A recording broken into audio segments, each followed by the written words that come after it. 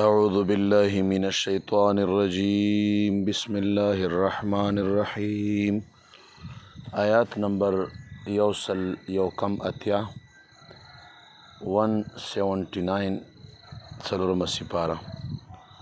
ما كان الله ند الله تبارک وتعالى ليذر المؤمنين چې پریدي مؤمنان على ما په هغه تکلیفونو باندې انتم علیه چې تاسو یې په هغه باندې حتی تر دې پوری یمیز الخبیثه چې جدا کی خبیثه من الطیب د پاکو نام. وما كان الله او نه دی الله تبارک وتعالى ليطلعكم چې خبر کی تاسو ټول علی الغیب په غیب باندې ولكن الله او لیکن الله تبارک وتعالى یجتبی غرکوی من رسوله دی رسولانو نا من هغه څوک یشاء چې اراده وشي. فآمنوا بالله بس یقینو کوي په الله تبارک وتعالى باندې ورسوله او پر رسولانو دی الله تبارک وتعالى باندې وان تؤمنوا او کچرتا تاسو یقینو کوي وتتقوا او پرهیزګاری وکړي فلکم بشت تاسو د پاره اجر عظیم لوی اجر. نو دغه آیات کریمه کې الله پاک دا فرمایي چې مؤمنانو باندې به څه وخت پورې تکلیف وي خو الله پاک همیشه په تکلیف کې نه ساتي.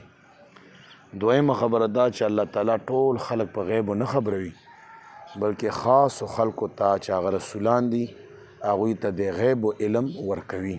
څومره ورکوي او څومره نه ورکوي ما او تا دی یو پروفیسر علم چې دی هغه نشو تللی د یو ساینسدان علم چې دی هغه موږ نشو معلومولی نو د تمامو جهانو سردار د دواړو جهانو پیشوا د دواړو جهانو رهنما د هغه علم به ما او تا څه تله ورپسې راواخلو او د هغه به وتلو. لہذا دا کم سوچ دی چې نبی علیه السلام دلته پوهېدو دلته نه پوهېدو دا بیا د بو کې راځي.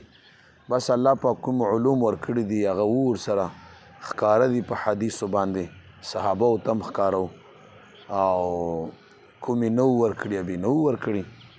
نو دغه وجه نه رسول الله صلی الله علیه وسلم د خپل مجلس نه ډېر شی منافقان چې دي دا اویستل او ورته وی چې یا فلان قم فخرج فانک منافق وزته منافقې وزته منافقې. تفسیر ساوي ډېر غټ تفصیل په دې باندې لیکلی چې اول نبی پاک علیه الصلاة والسلام سره علم نو بیا وروستو چې علم راغی وعلمک ما لم تکن تعلم محبوبه تعالی موږ هغه علم درکړو چې تاسو ته مخکې د دې پته نه وه. نو بیا نبی علیه السلام باقی د منافقان هم د خپل مجلس نه وښکلي دي. نو دغې وجې نه دوستانو د حضور اکرم صلی الله علیه وسلم په علم اعتراض نه دی پکار. رب العالمین د مونږ تاسو په دواړه جهانه باندې خوشحاله کړي. صدق الله العظیم.